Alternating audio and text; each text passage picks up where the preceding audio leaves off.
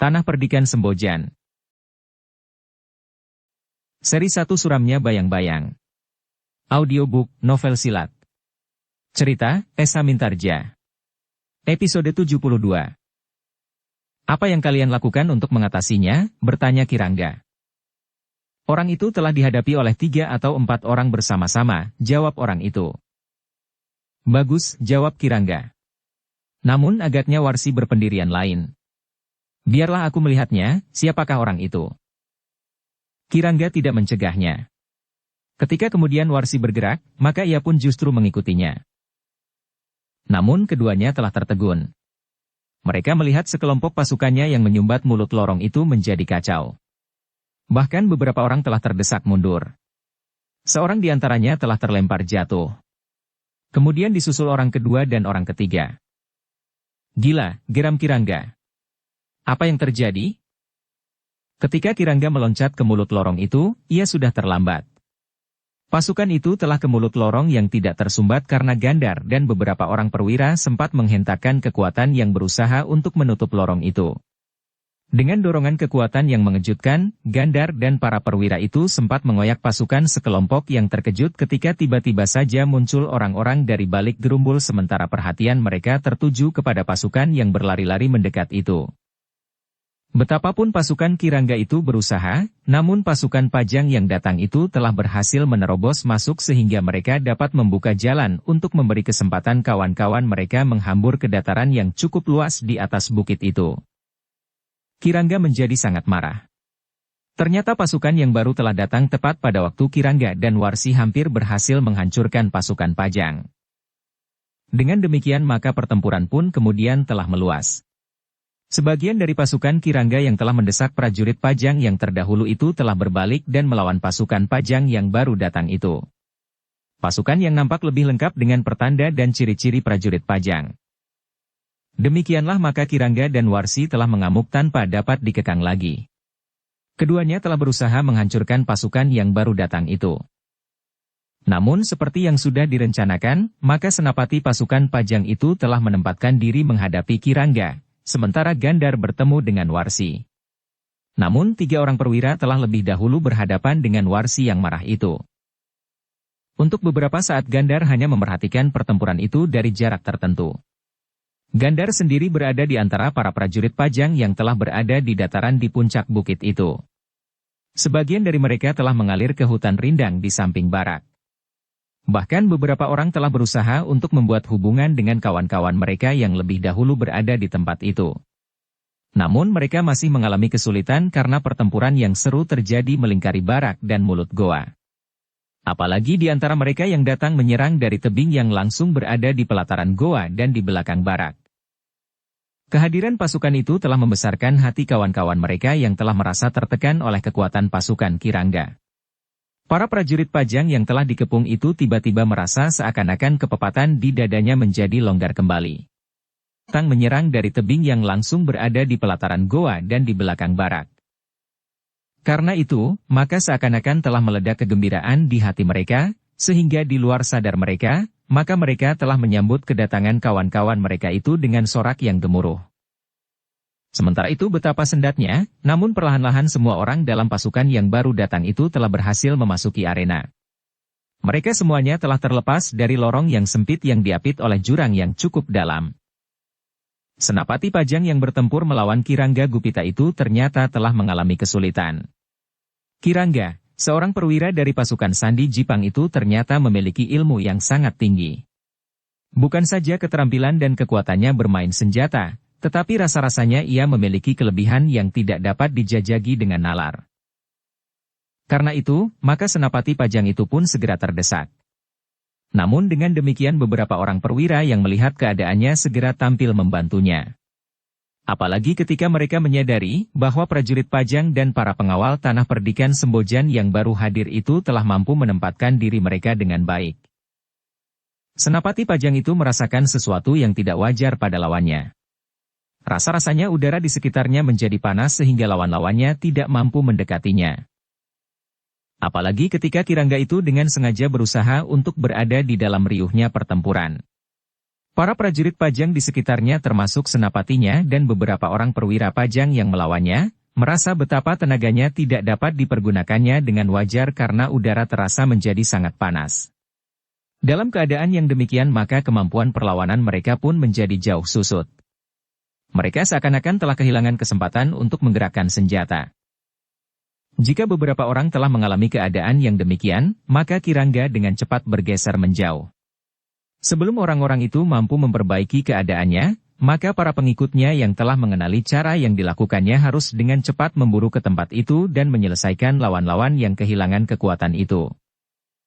Tetapi mereka tidak mudah untuk berbuat demikian atas prajurit Pajang, karena prajurit Pajang yang lain dengan cepat pula melindungi kawan-kawannya, sementara udara panas itu telah menyusut bersama Kirangga yang bergeser. Meskipun demikian ternyata jatuh juga korban karena kelambatan prajurit Pajang melindungi kawan-kawannya itu. Tetapi ternyata menghadapi prajurit Pajang yang berpengalaman Kirangga tidak banyak mempunyai kesempatan. Karena para prajurit Pajang itu dengan cepat pula berusaha mengatasi kelebihan Kirangga. Karena mereka sulit untuk mendekat, maka para perwira Pajang itu telah menyerangnya dari jarak yang mungkin dapat mereka jangkau. Beberapa orang perwira telah mempergunakan pisau-pisau belati kecil yang dilontarkan. Bahkan ada pula yang mempergunakan lembing dan tombak. Kirangga Gupita menggeram. Dengan lantang ia berkata, "Heh, inikah prajurit-prajurit Pajang yang besar itu? Bertempur dengan licik dan tidak bertanggung jawab? Ayo, siapakah pemimpin tertinggi dari pasukan Pajang ini? Kita akan bertempur sebagai laki-laki. Seorang lawan seorang." Tetapi seorang perwira Pajang menyahut, "Kita berada di peperangan. Kita tidak berperang tanding. Karena itu kita tidak terikat pada ketentuan perang seorang lawan seorang." "Persetan," geram Kirangga. Namun memang sulit baginya mengatasi lawan yang memiliki pengalaman yang luas meskipun secara pribadi mereka sama sekali tidak mampu mengimbangi kemampuannya. Di bagian lain, Warsi telah bertempur pula dengan garangnya. Untuk melawan senjata yang teracu dari banyak arah, maka Warsi lebih senang mempergunakan senjata keras. Jika ia mempergunakan rantainya dan membelit senjata lawannya, ia tidak akan dengan cepat mampu mengatasi serangan berikutnya dari arah yang berbeda. Karena itu, maka Warsi telah memilih mempergunakan pedang, meskipun rantainya dapat disiapkannya kapan saja ia inginkan. Dengan pedang Warsi memang menjadi sangat garang. Senjata itu menyambar-nyambar dengan cepat dan sangat keras. Beberapa senjata di tangan lawannya telah bergetar dan bahkan ada yang terlepas. Namun seperti juga terjadi pada Kirangga, maka beberapa orang perwira yang berpengalaman telah mengepungnya dan membatasi geraknya. Namun demikian para perwira itu kadang-kadang harus menebar. Pada saat-saat tertentu Warsi berhasil mengguncang kepungan itu. Bahkan beberapa kali ia berhasil lolos dan menyerang lawan-lawannya dengan sangat garang. Namun setiap kali Warsi memang telah terjebak dalam kepungan untuk membatasi geraknya. Meskipun demikian, Warsi merupakan seorang yang disegani oleh lawan-lawannya. Tetapi pada suatu saat, para perwira yang mengepungnya menjadi agak bingung. Tiba-tiba saja Warsi telah memberikan isyarat kepada beberapa orang pengikutnya. Sehingga dengan demikian maka beberapa orang telah datang membantunya. Dengan demikian, maka mereka yang bertempur dalam satu kelompok kecil untuk melawan Warsi itu menjadi kesulitan. Para pengikut Warsi itu telah berusaha untuk mengurai kepungan mereka dan mengikat setiap orang dalam pertempuran melawan salah seorang di antara mereka. Sekian banyak prajurit Pajang datang membantu, maka sekian banyak pengikut Warsi datang pula. Sehingga pertempuran pun menjadi semakin seru. 3 orang perwira yang mendapat tugas pokok melawan Warsi pun mengalami kesulitan. Sekali-kali mereka mendapat serangan dari para pengikut Warsi sehingga kadang-kadang memang hanya seorang saja di antara mereka yang sempat bertempur dengan perempuan yang garang itu. Dalam pada itu, pertempuran di seluruh arena itu pun benar-benar berpengaruh oleh kehadiran pasukan Pajang. Mereka telah berhasil menyerap sebagian dari para bekas prajurit Jipang dan para bekas pengikut Kalamerta untuk melawan mereka, sehingga dengan demikian maka lawan dari para prajurit Pajang dan para pengawal tanah perdikan yang terdahulu pun menjadi susut. Dalam keadaan yang demikian maka baik Sambi Wulung maupun Jati Wulung mendapat kesempatan lebih banyak untuk mengoyak pertahanan lawan mereka. Dengan kemampuan mereka yang tinggi, maka orang-orang Jipang dan bekas pengikut Kalamerta menjadi sibuk menghadapinya.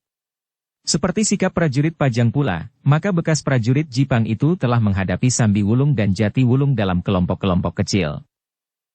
Tetapi karena Sambi Wulung dan Jati Wulung tidak terlalu banyak berpengalaman dalam perang kelompok, maka mereka tidak dapat berbuat seperti yang dilakukan Warsi. Namun demikian, meskipun Sambi Wulung dan Jati Wulung bertempur seorang diri melawan sekelompok kecil lawan, namun keduanya merupakan hantu yang menakutkan bagi orang-orang Jipang dan bekas pengikut Kalamerta itu. Sementara itu Gandar masih bertempur di antara para prajurit Pajang tidak jauh dari Warsi yang mampu membingungkan para perwira yang bertugas melawannya. Apalagi karena para pengikut Kalamerta mampu memisahkan orang-orang yang mengepung Warsi itu dengan para perwira. Bahkan beberapa orang kemudian sempat memaksa seorang perwira saja bertempur menghadapi Warsi karena para pengikutnya itu telah memancing pertempuran dengan perwira-perwira lain yang berada di sekitar Warsi. Di mulut goa, pertempuran pun telah berkobar semakin dahsyat. Meskipun para prajurit Pajang yang datang kemudian belum berhasil membuat hubungan dengan mereka, namun para prajurit Pajang yang mempertahankan goa itu tidak lagi merasa mendapat tekanan yang berat, meskipun tekad mereka tidak kalah besarnya dengan tekad para bekas prajurit Jipang yang mempertahankan goa itu sebelumnya.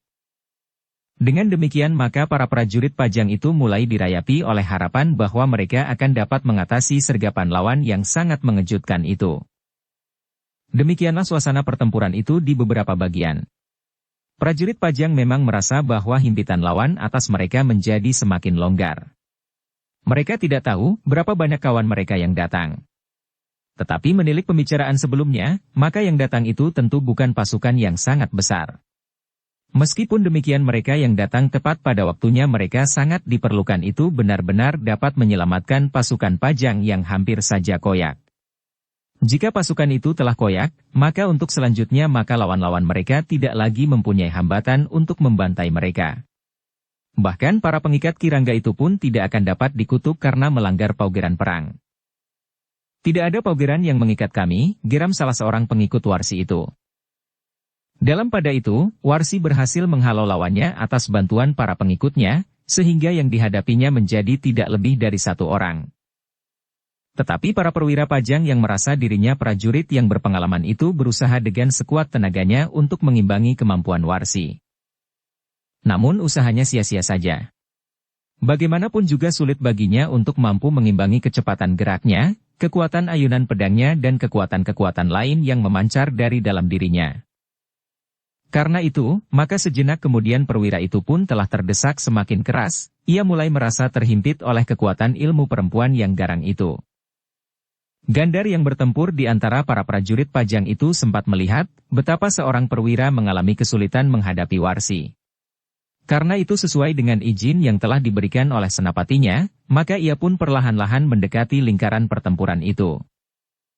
Baru dalam keadaan yang paling sulit bagi perwira itu, justru pada saat Warsi sudah siap mengayunkan pedangnya pada saat perwira itu jatuh terbaring di tanah, Gandar meloncat mendekati sambil berdesis.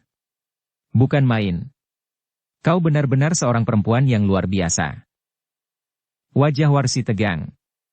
Ayunan pedangnya itu telah membentur kekuatan yang mampu mengimbangi kekuatannya, sehingga pedangnya tergeser dan sama sekali tidak menyentuh perwira yang sudah kehilangan kesempatan untuk menyelamatkan diri itu. Gila, geram Warsi. Kau ganggu aku yang hampir saja berhasil mengajari prajurit Pajang untuk mengenal kenyataan, bahwa prajurit Pajang masih harus banyak berlatih dan menempa diri jika mereka ingin berhadapan dengan kami, penguasa tanah perdikan Sembojan yang sebenarnya. Ah, sudahlah, desis Gandar. Aku mengakui kelebihanmu dari perwira itu. Tetapi kau tidak perlu mengigau tentang tanah perdikan Sembojan. Kalian tidak akan pernah dapat kembali lagi dengan cara apapun juga. Kasar atau lembut. Persetan dengan kau, bentak Warsi. Jika kau sudah berhasil meyakinkan orang Pajang bahwa kau memang tidak terkalahkan, maka biarlah sekarang aku membuktikan bahwa orang-orang dari tanah perdikan Sembojan tidak akan dapat kau kalahkan. Iblis kau, geram Warsi. Alangkah sombongnya. Marilah kita buktikan, apakah yang meloncat dari mulutmu itu bukan sekadar bualan. Namun jika kau mati dan tubuhmu terkapar di sini dan terinjak-injak, maka itu bukan salahku. Gandar tidak menjawab. Ia hanya tersenyum saja sambil mengacukan ujung pedangnya. Warsi pun mulai bergeser. Sementara itu perwira yang hampir saja dibunuhnya itu telah bangkit. Dengan jantung yang berdebar-debar ia melihat orang dari tanah perdikan Sembojan itu sedang bertempur melawan Warsi, yang memiliki kemampuan yang sangat tinggi. Perwira itulah yang kemudian mendekat sambil berkata, "Kita akan membunuhnya bersama-sama." Gandhar tidak menjawab. Tetapi ia sempat memperhatikan wajah perwira itu sejenak. Namun kemudian perhatiannya telah tertuju kepada Warsi sepenuhnya. Warsi melingkar hampir satu lingkaran penuh sehingga keduanya bergeser dari tempatnya.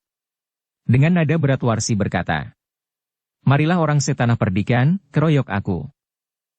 Gandhar yang sudah berada di hadapannya menyahut, "Aku akan menghadapimu seorang melawan seorang, seperti seorang penari yang sedang melakukan tayub.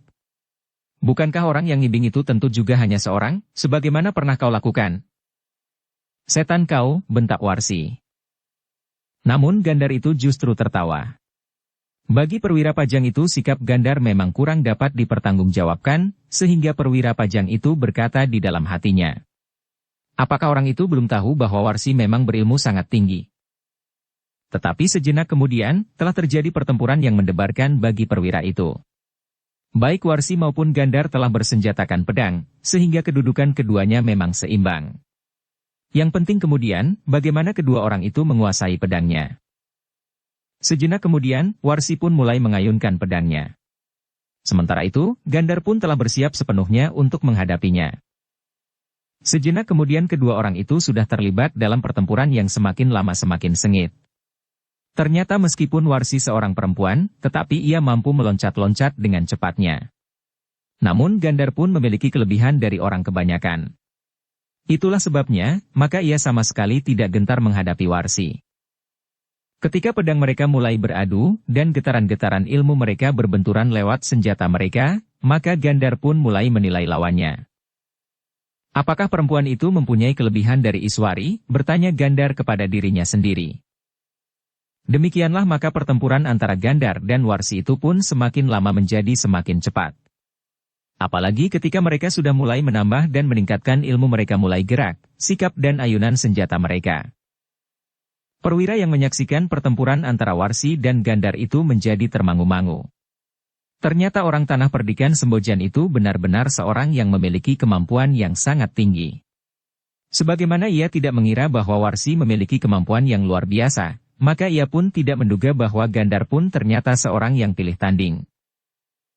Loncatan-loncatan yang cepat dan panjang, desing ayunan senjata mereka, benturan yang memercikkan bunga api dan kelebihan-kelebihan yang lain, membuat perwira itu menjadi keheranan. Tetapi ternyata perwira itu tidak mempunyai kesempatan lebih lama lagi untuk mengagumi kemampuan Gandhar. Ketika seorang pengikut Warsi itu menyerangnya, maka perwira itu harus mempertahankan dirinya. Karena itu, maka sejenak kemudian perwira itulah yang telah meninggalkan Warsi dan membiarkannya bertempur melawan Gandhar, seorang melawan seorang. Namun demikian perwira yang harus melayani serangan salah seorang bekas pengikut Kalamerta itu sempat berkata kepada diri sendiri. Agaknya Senapati pun belum mengenalnya, sehingga ia agak segan memberikan kesempatan Gandhar bertempur bersama kami untuk menghadapi Warsi. Namun akhirnya, yang lain justru tidak mendapat kesempatan untuk bertempur melawan Warsi, selain Gandhar itu. Dukung channel Novel Silat dengan subscribe, follow, like, komen dan share. Ketika perwira itu semakin dalam terlibat pertempuran dengan bekas pengikut Kalamerta yang menjadi pengikut Warsi yang setia itu, maka ia tidak mempunyai kesempatan untuk dengan leluasa menyaksikan pertempuran itu, meskipun serba sedikit ia masih juga dapat melihat sepintas, apa yang terjadi dengan keduanya. Dalam keseluruhannya, pertempuran yang terjadi di dataran di atas bukit itu benar-benar mendebarkan. Perlahan-lahan keseimbangan pertempuran itu memang mulai bergeser. Kedatangan pasukan Pajang bersama anak-anak muda tanah perdikan Sembojan itu benar-benar telah mengubah keadaan. Jika pasukan itu terlambat beberapa saat saja, maka keadaannya tentu sudah jauh berbeda. Perlahan-lahan, maka pasukan Pajang dan tanah perdikan Sembojan mulai menguasai bagian-bagian yang penting di dataran itu. Para prajurit Pajang benar-benar telah mapan di pelataran dan di mulut goa, sehingga orang-orang Jipang itu tidak akan mampu menembusnya lagi. Sementara itu, di halaman barak, di sela-sela barak-barak itu sendiri, Pasukan Pajang telah berhasil mendesak lawan-lawan mereka bergeser dari setiap sela-sela barak-barak sebelum mereka sempat merusak bangunan-bangunan itu. Karena itu maka pertempuran selanjutnya hanyalah terjadi di sekitar pelataran goa, di sebelah halaman barak-barak yang dihuni itu, serta di hutan kecil di sini barak. Di hutan yang tidak begitu lebat itu telah terjadi pertempuran yang sangat rumit. Mereka mempergunakan setiap pepohonan menjadi perisai bagi yang terdesak. Meskipun hutan itu termasuk hutan yang tidak lebat dan terletak di tempat yang tidak begitu subur, namun di hutan itu juga terdapat pepohonan yang besar dan rimbun. Sambil berputar-putar di antara pepohonan maka baik para prajurit Pajang, para pengawal tanah perdikan Sembojan, maupun para pengikut Kirangga dan Warsi berusaha untuk dapat menghunjamkan senjata mereka ke tubuh lawan. Mereka tidak lagi terikat oleh lawan yang saling berhadapan. Tetapi siapapun juga yang lengah akan dilubangi tubuhnya dengan senjata. Betapa kisruhnya pertempuran yang terjadi kemudian. Apalagi sebagian prajurit Pajang tidak sempat mengenakan tanda-tanda keprajuritan mereka, sehingga memang kadang-kadang sering terjadi salah paham. Tetapi bagaimanapun juga para pengikut Kirangga dan Warsi mengerahkan kemampuan mereka, namun sebenarnya lah setiap kemampuan itu ada batasnya.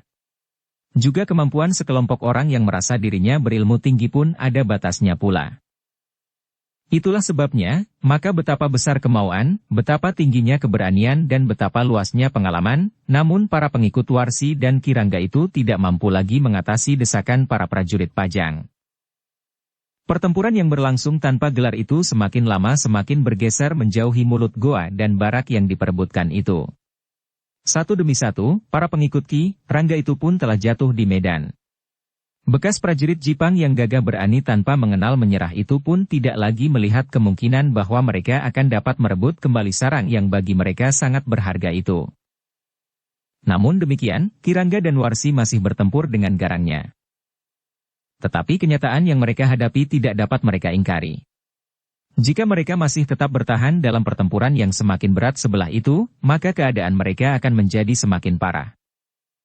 Itulah sebabnya, maka tidak ada cara lain yang dapat ditempuh untuk menyelamatkan diri selain meninggalkan neraka itu. Namun demikian, Kirangga dan Warsi menyadari bahwa untuk meninggalkan tempat itu diperlukan cara yang keras dan kasar. Mungkin para pemimpin akan dapat melakukannya. Tetapi bagi para pengikut mereka, maka akan sulit diketemukan jalan untuk melarikan diri. Hanya ada satu jalan keluar dan masuk ke sarang itu. Seandainya usaha melarikan diri itu dilakukan, maka tentu akan jatuh korban yang tidak terhitung banyaknya. Sementara mereka yang sempat melepaskan diri itu pun tidak akan terlalu banyak. Tetapi itu lebih baik dari semua pasukan mati terbunuh atau tertangkap tanpa bersisa seorang pun. Itulah sebabnya, maka Kirangga Gupita telah memberikan isyarat khusus yang hanya diketahui oleh Warsi. Karena mereka bertempur di tempat yang tidak terlalu jauh, maka ketika Kirangga meneriakkan isyarat sandi yang disangka semacam umpatan atau hentakan kemarahan, maka Warsi pun telah menjawabnya dengan cara yang sama. Bagi lawan-lawan mereka, isyarat itu tidak segera menarik perhatian.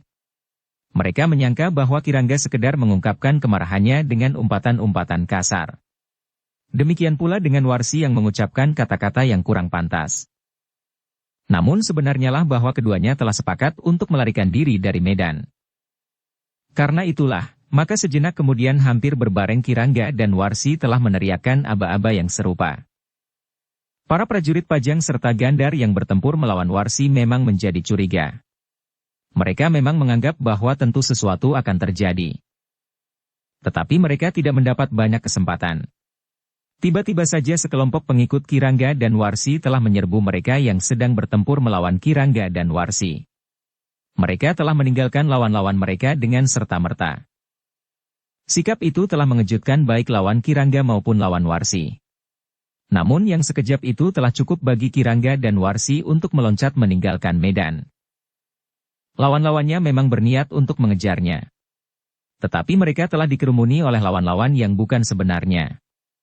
Mereka adalah orang-orang yang setia mengabdi kepada Kirangga dan Warsi demi satu cita-cita. Namun pengabdian yang membuta tuli itu benar-benar membuat Gandar dan Senapati Pajang justru menjadi iba. Mereka tidak lebih dari umpan-umpan yang tidak berharga sama sekali, yang oleh Kirangga dan Warsi agaknya disebut-sebut sebagai pahlawan yang gugur dalam mempertahankan cita-cita. Setiap orang yang terbunuh selalu digelari sebagai pahlawan, sedangkan yang bukan pahlawan selalu dikatakannya sebagai pengkhianat.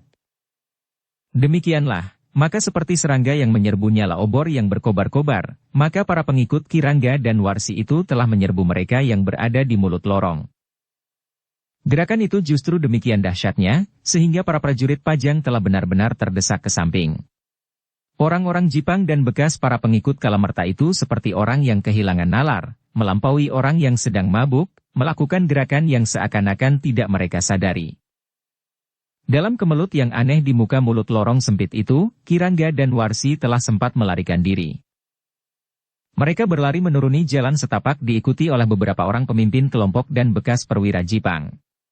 Sementara itu, para prajurit Pajang benar-benar mengalami kesulitan untuk mengusir orang-orang yang berputus asa itu untuk mendapatkan jalan memasuki lorong sempit itu untuk mengejar Kirangga, Warsi dan pengikutnya yang lain. Sementara itu di lorong sempit itu pengikut Kirangga dan Warsi mengalir seperti aliran parit kecil di musim basah. Satu-satu meluncur dengan cepatnya. Susul menyusul tidak henti-hentinya.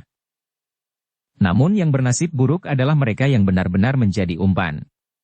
Tetapi mereka yang menjalaninya merasa dirinya telah berjuang dengan mengorbankan apa saja yang mereka miliki. Termasuk jiwa mereka. Ada semacam kebanggaan di hati para pengikut Kirangga, jika mereka sempat berkorban untuk cita-cita mereka yang tergantung di langit. Mereka menghendaki agar Jipang bangkit kembali. Bahkan kawan-kawan mereka pun menaruh hormat dan bangga atas mereka yang gugur sebagai pahlawan itu. Demikianlah yang terjadi di salah satu sarang Kirangga dan Warsi itu. Sejumlah pengikut mereka telah mengumpankan diri untuk memberi kesempatan orang-orang terpenting di antara mereka melarikan diri dari tangan para prajurit Pajang dan para pengawal tanah perdikan Sembojan. Kemarahan memang memuncak di dada setiap prajurit Pajang dengan langkah terakhir yang diambil oleh para pengikut Kirangga dan Warsi itu. Namun dalam keadaan yang penuh oleh gejolak perasaan itu, para pemimpin prajurit Pajang masih sempat berpikir, sehingga mereka berusaha mencegah kemarahan yang meluap-luap dari para prajurit itu. Hampir saja para prajurit Pajang tidak dapat mengekang diri dan membantai orang-orang yang dengan sengaja mengorbankan diri itu. Tetapi para perwiranya berhasil mencegahnya. Namun dalam usaha menyibak sumbatan di mulut lorong itu, korban di antara para pengikut Kirangga itu seakan-akan sudah tidak terhitung jumlahnya. Betapapun kemarahan menyesak di dada para prajurit Pajang dan para pengawal tanah perdikan Sembojan, namun mereka memang harus merelakan sebagian dari lawan mereka, termasuk Kirangga dan Warsi, melarikan diri sehingga luput dari tangkapan tangan mereka. Meskipun demikian, dipandang dari satu sisi, maka mereka telah berhasil menghancurkan pasukan Kirangga. Korban yang jatuh memang terlalu banyak. Selebihnya mereka yang tertawan.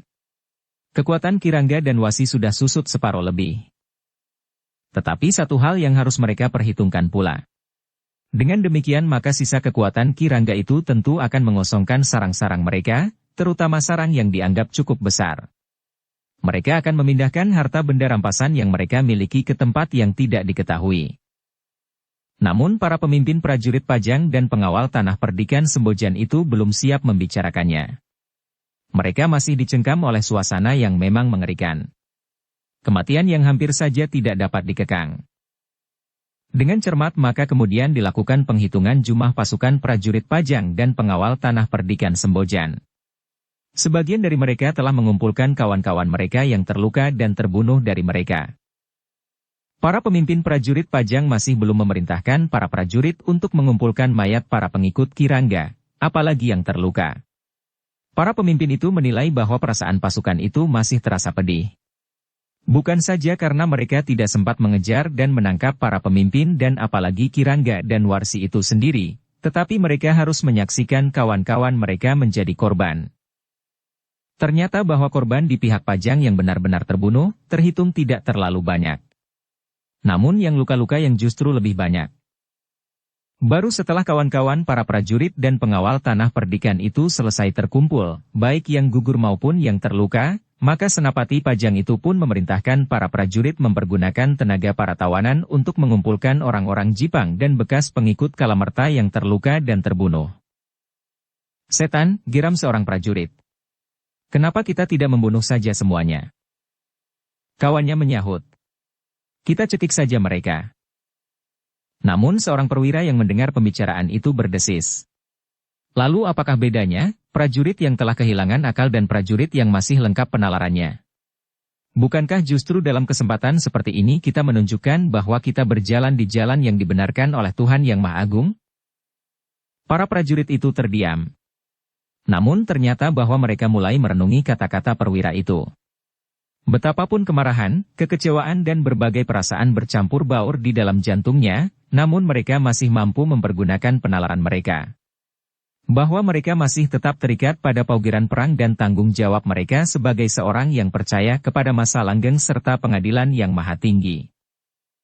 Karena itu, maka akhirnya mereka pun menarik nafas dalam-dalam.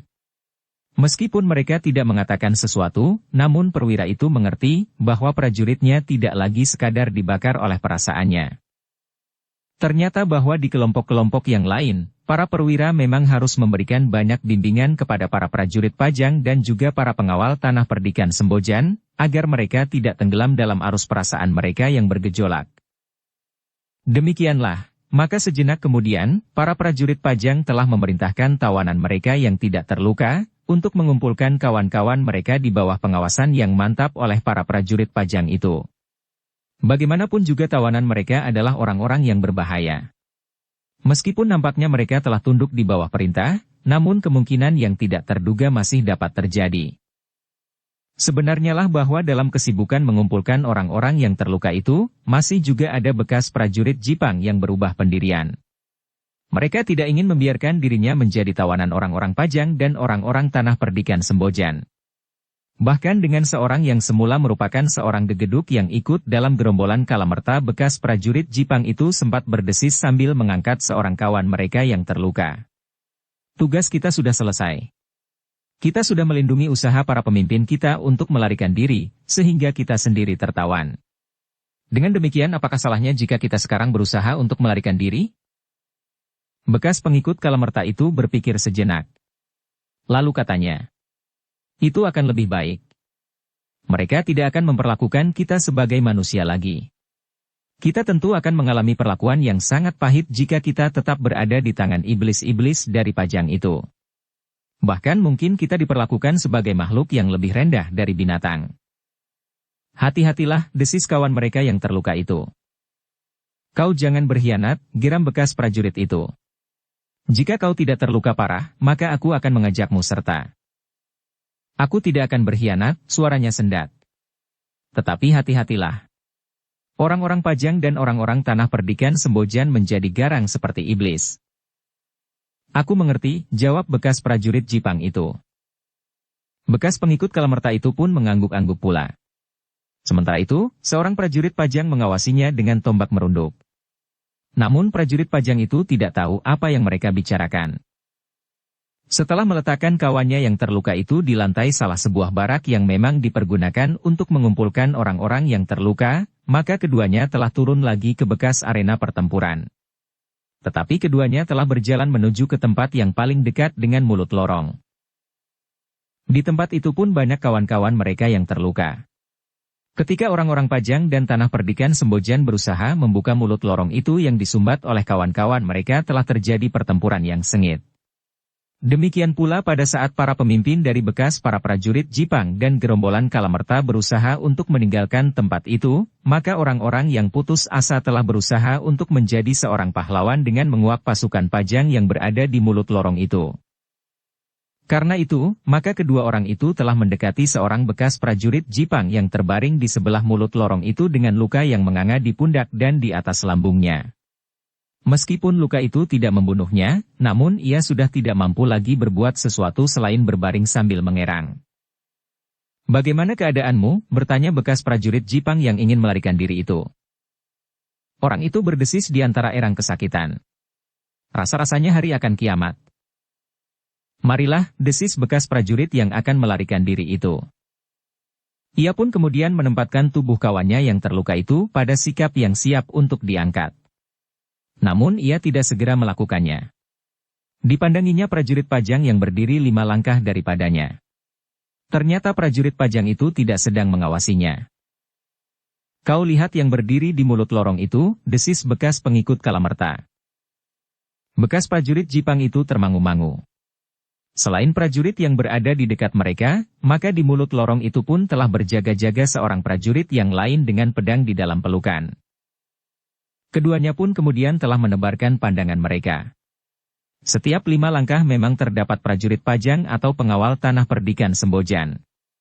Tetapi keduanya benar-benar telah berniat untuk lari atau mati. Mereka tidak ingin merasakan hidup dalam tekanan lahir dan batin. Sehingga karena itu, maka keduanya pun telah bersiap-siap pula. Tunggulah di sini, desis bekas prajurit Jipang itu kepada kawannya. Aku akan mencari jalan yang paling baik bagiku. Prajurit yang terluka itu mengerutkan keningnya. Namun keluhannya justru terdiam. Bahkan dengan suara lirih ia bertanya. Apa yang akan kau lakukan? Bekas prajurit Jipang itu termangu-mangu. Namun kemudian katanya. Aku akan melarikan diri. Sangat berbahaya, desis yang terluka itu dengan suara tersendat-sendat. Seperti kau lihat, di mana-mana berdiri prajurit pajang yang garang. Mereka akan dapat bertindak keras dan kasar. Aku tidak peduli. Tetapi lari adalah cara yang baik untuk menghindarkan diri dari kesengsaraan yang tidak berkeputusan. Jika kau gagal dan mati, itu pun lebih baik dari menjadi tawanan orang-orang pajang, jawab bekas prajurit Jipang itu. Kenapa kau menyerah? Bertanya yang terluka. Aku terseret oleh sikap kawan-kawanku sebelum aku sempat berpikir. Sekarang aku telah dapat merenungkan serba sedikit, apa yang baik aku lakukan, jawab bekas prajurit Jipang itu. Kawannya yang terluka itu tidak menahannya. Tetapi ia berdesis. Berhati-hatilah. Kau lihat ujung-ujung senjata itu. Mungkin mati memang lebih baik. Tetapi terluka seperti aku ini, rasanya sungguh tidak menyenangkan. Apalagi luka dan berada di tangan musuh. Tetapi aku tidak akan dapat membunuh diri, karena membunuh diri adalah salah satu jalan yang sesat. Aku tidak membunuh diri, berkata bekas prajurit itu. Tetapi aku akan melarikan diri. Mati adalah satu akibat yang mungkin terjadi. Dan aku tidak akan menyesal jika mati itulah yang terjadi atas diriku. Kawannya yang terluka itu mengangguk kecil. Namun sejenak kemudian ia pun menyeringai menahan pedih karena lukanya yang menyengat. Bahkan kemudian terdengar ia mengeluh tertahan. Pada keadaan yang demikian, bekas prajurit Jipang itu telah memberikan isyarat kepada kawannya untuk bergerak. Perlahan ia berdesis. Kita mencari jalan kita masing-masing. Tetapi berdua akan bersama-sama mencapai mulut lorong itu. Kawannya, bekas pengikut Kalamerta itu pun mengangguk kecil. Kemudian ia pun menghitung perlahan-lahan. 1, 2, 3. Pada hitungan ketiga, kedua orang itu bangkit. Dengan serta-merta mereka berlari ke mulut lorong yang tidak begitu jauh. Seorang prajurit yang melihat mereka itu pun dengan serta-merta telah berteriak. Awas! Orang itu melarikan diri. Beberapa orang prajurit pajang dan pengawal tanah perdikan telah bergerak. Namun seorang di antara orang yang berlari itu telah mencapai mulut lorong. Semuanya itu terjadi demikian cepatnya, sehingga prajurit yang berada di mulut lorong itu belum sempat mempersiapkan diri sebaik-baiknya. Karena itu, maka ketika ia masih terkejut melihat peristiwa itu, maka ia melihat dua orang bersama-sama berlari ke arahnya dari arah yang berbeda. Prajurit itu ternyata sedikit terlambat. Ketika ia bersiap menerima kedatangan orang yang agaknya sudah lebih dekat daripadanya, maka ternyata bahwa serangan yang pertama justru datang dari orang yang lain. Sebuah tendangan kaki yang sangat keras telah melemparkannya, sehingga jatuh terguling di tanah. Hampir saja ia tergelincir masuk ke dalam jurang yang dalam. Namun ia sempat berpegangan pada sebatang pohon perdu. Dengan tangkas ia meloncat bangkit, dengan senjata masih di tangan. Tetapi ternyata seorang di antara kedua orang yang melarikan diri itu sempat memungut sebuah pedang. Malang bagi prajurit pajang itu. Demikian ia bangkit maka sebuah pedang telah mematuknya. Ia memang sempat memiringkan tubuhnya. Namun ujung pedang itu telah mengoyak pundaknya, demikian dalamnya sehingga terasa seakan-akan lengannya menjadi lumpuh sebelah. Orang yang menyerang itu tidak bertahan terlalu lama. Ia pun kemudian telah meloncat ke mulut lorong. Tetapi ternyata kawannya telah bertempur dengan seorang prajurit yang dengan cepat mencapai mulut lorong itu pula. Dengan tangkasnya ia berusaha menahan kedua orang yang akan melarikan diri itu. Namun seorang yang akan melarikan diri itu pun telah mampu memungut sebuah tombak pendek yang tercecer di medan yang kisruh sebelumnya. Dengan tombak pendek itu ia mencoba untuk menembusnya dan berlari menemui lorong. Tetapi prajurit Pajang itu adalah prajurit yang sedang marah sekali. Ia melihat seorang kawannya yang terluka di pundaknya. Karena itu, maka prajurit Pajang itu seakan-akan telah kehilangan pengekangan diri. Namun sejenak kemudian kedua orang yang melarikan diri itu telah bersama-sama berada di mulut lorong untuk bertempur berpasangan. Seorang membawa pedang, yang lain membawa tombak pendek. Pada saat yang demikian beberapa orang prajurit telah meloncati orang-orang yang terluka untuk mencapai mulut lorong pula. Mereka harus membantu kawannya yang akan menghadapi kedua orang yang siap untuk melarikan diri itu. Namun ternyata sikap kedua orang itu telah memancing kekisruhan yang lebih besar lagi. Karena beberapa orang bekas prajurit Jepang yang sedang mengusung kawan-kawannya yang terluka, tiba-tiba saja telah digelitik oleh sikap kedua orang yang akan melarikan diri itu. Beberapa orang, yang tidak sempat berpikir panjang, telah bangkit pula dan dengan serta-merta melakukan usaha yang sama. Menuju ke mulut lorong. Tetapi pada saat yang bersamaan beberapa orang prajurit Pajang pun telah sampai ke mulut lorong pula, sehingga sejenak kemudian telah terjadi pula pertempuran. Orang-orang yang berusaha melarikan diri itu telah mempergunakan senjata apa saja yang dapat mereka temukan di bekas medan pertempuran itu. Senjata yang terjatuh dari tangan orang-orang yang terluka yang belum sempat dikumpulkan. Kekacauan pun segera terjadi. Pertempuran yang kisruh telah terjadi lagi di mulut lorong. Beberapa orang bekas prajurit Jepang dan pengikut Kalamerta telah mempergunakan kesempatan untuk berusaha melarikan diri. Dengan tanpa ragu-ragu mereka telah menikam prajurit yang berusaha menahan mereka, sehingga ternyata ada beberapa orang prajurit yang terluka pula, bahkan gugur. Tetapi dengan demikian kemarahan prajurit Pajang seakan-akan telah terungkit kembali. Yang melihat kawannya berlumuran darah menjadi seakan-akan kehilangan nalar.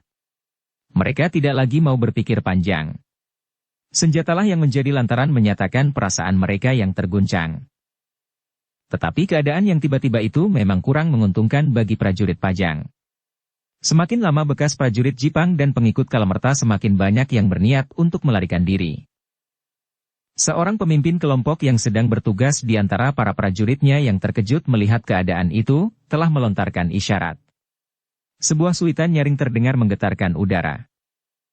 Suitan itu telah bersambung dari satu mulut ke mulut lain, sehingga sejenak kemudian, maka para prajurit Pajang yang beristirahat, serta anak-anak muda dari tanah perdikan Sembojan telah dihentakkannya.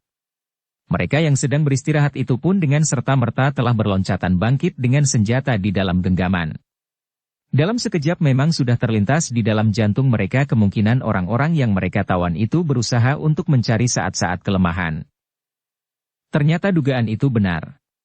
Demikian para prajurit dan para pengawal tanah perdikan itu berada di bekas medan yang garang itu, mereka telah melihat pertempuran telah menyala lagi. Sebagian dari mereka dengan cepat menguasai para tawanan yang masih terheran-heran melihat keadaan, sementara yang lain telah turun ke medan. Para pemimpin prajurit Pajang dan pengawal tanah perdikan Sembojan memang terkejut, meskipun kecurigaan terjadinya usaha seperti itu memang ada. Namun ada kecemasan yang lain yang mencengkam jantung mereka. Dengan peristiwa itu, maka mereka akan menjadi semakin sulit untuk mengendalikan kemarahan para prajurit Pajang dan para pengawal tanah perdikan Sembojan. Sebenarnya lah orang-orang Pajang dan tanah perdikan Sembojan itu menjadi sangat marah. Beberapa kawan mereka telah terluka dan terbunuh, justru ketika pertempuran telah dianggap selesai. Dengan demikian, maka seorang prajurit Pajang tiba-tiba saja telah berteriak. "Pengkhianat! Kalian semua harus dihukum mati." Sebenarnya lah para prajurit Pajang dan para pengawal tanah perdikan Sembojan tidak lagi sempat berpikir lain kecuali membunuh orang-orang yang telah mengkhianati kepercayaan mereka. Apalagi karena beberapa orang kawan mereka telah terluka dan gugur. Kekerasan pun kemudian telah terjadi di sekitar mulut lorong itu. Orang-orang yang berusaha melarikan diri itu pun telah menentukan dua pilihan, lari atau mati. Tidak ada lagi niat di kepalanya untuk menyerah kepada prajurit-prajurit Pajang dan para pengawal tanah perdikan yang menjadi buas itu. Karena itu maka pertempuran kecil itu justru menjadi semakin garang. Terdengar teriakan-teriakan kemarahan dari kedua belah pihak. Tidak ada orang di arena itu yang berusaha untuk menundukkan lawan mereka agar menyerah. Yang terdengar di dalam dada mereka adalah kidung kematian yang semakin lama menjadi semakin keras. Sebenarnya lah para prajurit Pajang yang berdatangan itu telah bertempur dengan tanpa kendali. Demikian pula para pengawal dari tanah perdikan Sembojan. Pedang mereka menikam, menusuk dan menebas tanpa kekangan. Ketika seorang bekas prajurit Jipang sempat menerobos pertempuran dan melarikan diri turun lewat lorong itu, disusul seorang yang lain, maka seorang prajurit Pajang telah melontarkan tombaknya.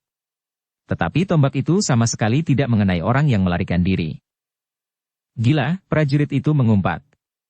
Namun ia tidak dapat turun mengejarnya, karena ia sudah tidak bersenjata lagi. Apalagi jalan berbatu yang terjal itu tidak terbiasa dilaluinya, sehingga ia harus berpikir ulang untuk turun berlari mengejar kedua orang itu.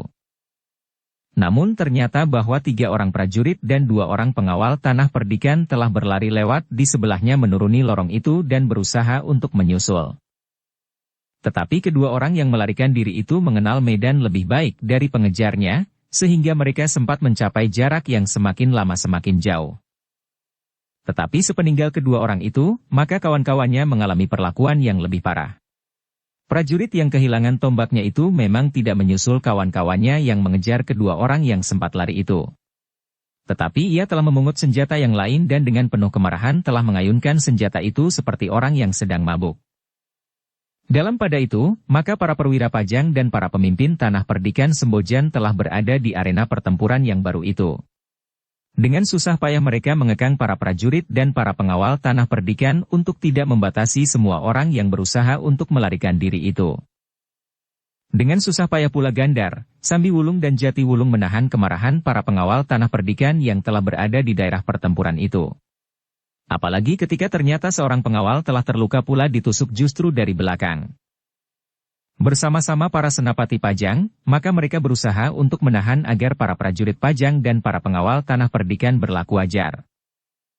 Tetapi pada saat-saat usaha mereka hampir berhasil, maka orang-orang yang akan melarikan diri itu masih saja mengadakan perlawanan membabi buta.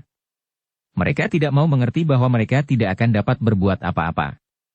Sementara itu, di luar daerah pertempuran yang kacau itu, para prajurit Pajang dan para pengawal tanah perdikan Sembojan telah mengepung rapat. Mereka tidak lagi berpikir wajar, desis Gandar. Mereka memang berusaha untuk membunuh diri, desis seorang senapati Pajang. Karena itulah maka orang-orang yang melarikan diri itu tidak mau mendengar seruan untuk menyerah buat kedua kalinya. Karena itulah maka orang-orang yang melarikan diri itu tidak mau mendengar seruan untuk menyerah buat kedua kalinya. Jika kita menyerah lagi, maka tubuh kita akan hancur juga oleh orang-orang Pajang dan orang-orang Sembojan, teriak seorang bekas prajurit Jipang. Aku menjamin, sahut seorang senapati Pajang. Tetapi orang yang akan melarikan diri itu sama sekali tidak menghiraukan. Bahkan tiba-tiba saja ia telah meloncat menyergap senapati yang telah meneriakkan perintah untuk menyerah itu. Senapati itu dengan tangkasnya mengelak. Tetapi bekas prajurit Jipang itu benar-benar seperti orang yang kurang waras. Ia pun telah mengamuk sejadi-jadinya. Dengan demikian maka senapati yang meneriakkan perintah untuk menyerah dan akan menjamin keselamatan mereka yang menyerah, justru telah disudutkan dalam satu keadaan yang sama sekali tidak diinginkannya. Ia justru telah bertempur sendiri melawan seorang bekas prajurit Jipang. Meskipun senapati itu memang tidak kehilangan akal, tetapi menghadapi orang yang sedang mengamuk itu memang tidak terlalu banyak pilihan baginya. Untuk beberapa saat ia masih berusaha menahan senjatanya sekadar untuk menangkis serangan-serangan yang membabi buta itu. Senapati itu mengharap bahwa bekas prajurit Jipang itu akan kelelahan dan kehabisan tenaga. Tetapi ternyata tidak demikian. Prajurit itu benar-benar seperti kerasukan iblis. Ia menyerang sambil berteriak-teriak mengerikan. Lepaskan senjatamu, teriak perwira itu. Kita akan mati bersama-sama, teriak bekas prajurit Jipang itu tidak kalah kerasnya. Senapati itu ternyata tidak mempunyai kesempatan untuk berpikir lebih jauh. Ternyata orang yang bagaikan mengamuk itu tidak segera kelelahan dan apalagi menyerah. Justru semakin lama ia menjadi semakin berbahaya. Karena itulah, maka akhirnya senapati itu menjadi marah. Ketika beberapa kali ia meneriakkan peringatan tidak juga didengar, bahkan orang itu telah berteriak-teriak pula, maka kesabaran senapati itu pun akhirnya sampai ke batas pula. Ujung senjatanya pun kemudian benar-benar diarahkan kepada orang yang telah kehilangan akal itu. Bekas prajurit Jipang itu tertegun sejenak, ketika terasa senjata pedang itu mengenai lengannya. Sementara itu Senapati berkata, "Menyerahlah. Gila. Kubunuh kau." "Aku tidak mau mati sendiri," teriak bekas prajurit Jipang yang meloncat sambil mengayunkan senjatanya lebih cepat lagi. Meskipun darah telah mengalir dari lukanya tetapi tenaganya sama sekali masih belum susut. Namun Senapati Pajang itu telah menahannya dengan sekali lagi benar-benar mengarahkan ujung senjatanya ke tubuhnya. Ketika orang itu meloncat menyerang, Senapati itu sempat menghindarinya. Namun justru senjatanya teracu lurus ke arah dada lawannya. Tetapi Senapati itu memang tidak berniat membunuhnya. Karena itu maka ujung senjatanya telah digesernya sedikit menyamping. Sebuah luka pun kemudian telah menganga di pundak bekas prajurit Jipang itu. Darah pun telah mengalir deras. Tetapi ia benar-benar bagaikan gila. Ia masih saja meloncat sambil mengayunkan senjatanya mendatar. Ketika senjatanya tidak menyentuh lawannya, maka sekali lagi ia meloncat menyerang langsung ke arah dada. Tetapi sekali lagi ia gagal. Namun ia tidak berhenti. Dengan teriakan nyaring bekas prajurit Jipang itu masih memburu dengan garangnya. Akhirnya Senapati Pajang itu tidak mempunyai pilihan lain. Ketika serangan dari lawannya yang bagaikan gila itu mengalir tanpa henti-hentinya meskipun telah dilukainya di lengan dan pundaknya, maka ia tidak dapat berbuat lain.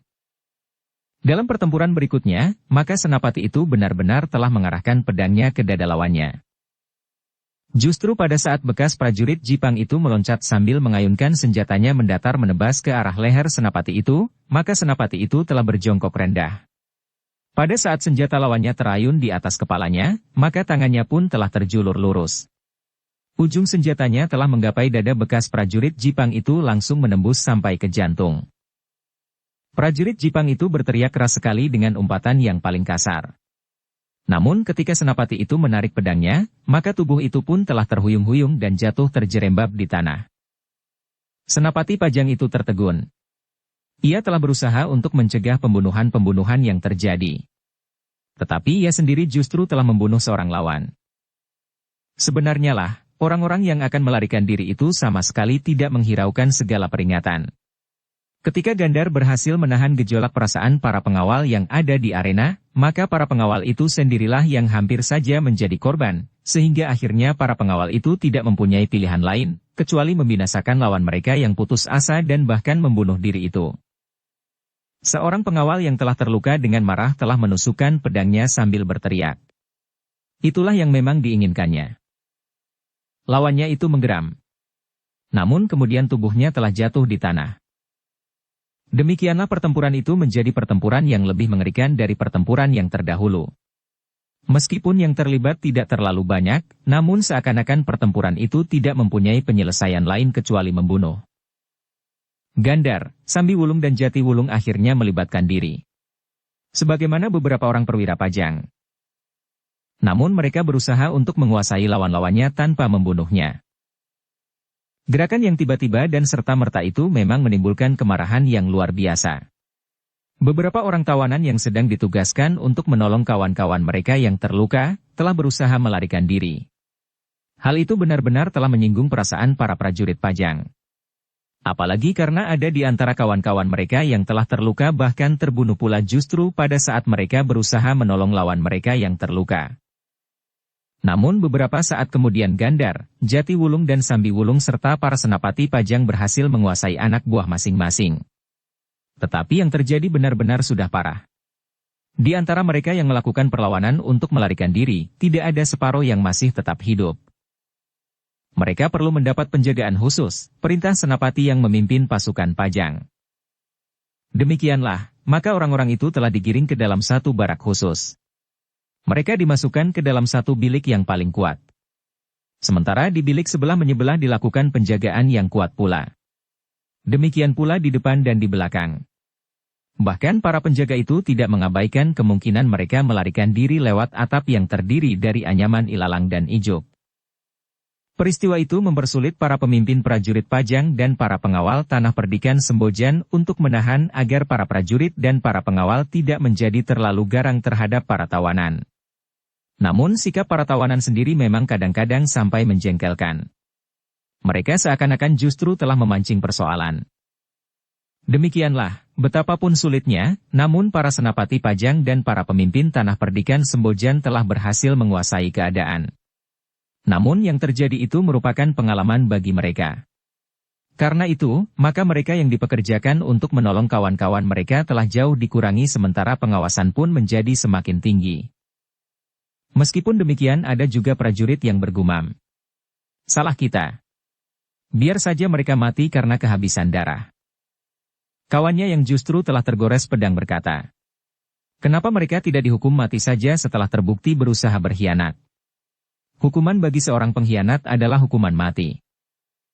Kebencian ternyata telah tersebar di jantung para prajurit Pajang dan para pengawal tanah perdikan Sembojan. Seorang pengawal yang melihat seorang bekas pengikut Kalamerta hanya duduk saja sementara kawan-kawannya yang dipekerjakan sibuk mengusung mereka yang terluka. Heh, kenapa kau duduk saja, bentak pengawal tanah perdikan itu. Kenapa tidak kau lakukan sendiri, jawab orang itu kasar. Pengawal itu tidak dapat menahan diri lagi. Tiba-tiba kakinya telah menyambar mulut orang itu. Demikian kerasnya sehingga dua giginya telah patah. Orang itu telah terdorong dan jatuh terlentang. Namun dengan cepat ia bangkit. Dari mulutnya mengalir darah karena giginya yang patah itu. Cari senjata, tantang pengawal itu. Aku bukan pengecut yang membunuh lawannya tanpa senjata. Bekas pengikut Kalamerta itu termangu-mangu. Pandangan mata pengawal itu bagaikan bara yang memancarkan panas api kemarahan. Untunglah Jatiwulung cepat melihat peristiwa itu. Dengan tergesa-gesa ia mendekat sambil bertanya. Apa yang terjadi? Satu penghinaan. Masalahnya bukan antara tawanan dan pengawal. Tetapi antara laki-laki dan laki-laki. Biar ia mencari senjata. Atau pinjamkan senjatamu, sahut pengawal yang kehilangan kendali itu. Jatiwulung mengerutkan keningnya. Namun kemudian ia berkata kepada tawanan itu. Ikut aku. Tetapi sikap tawanan itu masih juga menjengkelkan sekali. Ia sempat berpaling kepada pengawal itu sambil berkata, nyawamu telah diselamatkan. Pengawal itu benar-benar tidak dapat mengekang diri. Sekali lagi kakinya menyambar lambung. Demikian kerasnya sehingga bekas pengikut Kalamerta itu terlempar selangkah dan terbanting di tanah. Terdengar orang itu mengerang kesakitan. Namun di wajahnya memancar kemarahan yang tidak tertahankan. Betapa sakitnya lambungnya. Bahkan perutnya pun menjadi mual. Ketika ia terhuyung-huyung bangkit, ia masih juga menggeram. Sayang, aku tidak mendapat kesempatan. Tutup mulutmu, bentak Jatiwulung. Jika kau masih saja mengigau, akulah yang akan mematahkan lehermu. Orang itu mengerutkan keningnya. Dengan geram ia berkata, siapapun juga, jika aku mendapat kesempatan, aku akan membuktikan bahwa secara pribadi, aku tidak kalah oleh setiap orang yang dengan dada tengadah memasuki tempat ini. Kalian memenangkan perang ini karena jumlah kalian jauh lebih banyak. Jatiwulung menarik nafas dalam-dalam. Lalu katanya kepada pengawal itu, biarlah aku yang menyelesaikannya. Tetapi Jatiwulung tidak memberikan senjata kepada orang itu. Justru ia telah memberikan pedang yang dibawanya kepada pengawal yang juga marah itu. Biarlah aku yang menyelesaikannya, justru karena aku tidak ingin melihat kematian-kematian lagi, katanya. Bersambung ke episode 73. Dukung kami dengan subscribe, follow, like, komen dan share. Terima kasih.